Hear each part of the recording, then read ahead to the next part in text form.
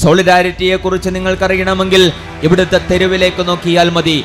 ആ തെരുവിൽ ഉയർത്തുന്ന മുദ്രാവാക്യങ്ങൾ ശ്രദ്ധിച്ചാൽ മതി. വംശീയതക്കെതിരെയും അനീതിക്കെതിരെയും മനുഷ്യാവകാശ ദംശനങ്ങൾക്കെതിരെയുമുള്ള നിലക്കാത്ത ശബ്ദങ്ങൾ സോളിഡാരിറ്റി മൂവ്മെന്റിലൂടെ നിങ്ങൾ ഈ സമൂഹം കേട്ടിട്ടുണ്ടാകും. നമ്മളുടെ ചുറ്റിലും ഇങ്ങനെ അവകാശ ദംശനങ്ങളുടേതായ, അനീതികളുടേതായ, അക്രമങ്ങളുടേതായ പരമ്പരകൾ ഇങ്ങനെ ആവർത്തിച്ചു കൊണ്ടിരിക്കുമ്പോൾ കുറച്ചു കാലമൊക്കെ അതിനോട് പ്രതികരിക്കുന്ന ആളുകള് കുറച്ചു കാലമൊക്കെ പ്രതികരിക്കും. പിന്നീടത് സ്ഥിരമായിട്ട് പല രീതിയിൽ നമ്മൾ ഇങ്ങനെ ആവർത്തിച്ചു കൊണ്ടിരിക്കുമ്പോൾ പലരും അതിനെക്കുറിച്ച് മൗനം അവലംബിക്കുന്നത് കാണാൻ കഴിയും.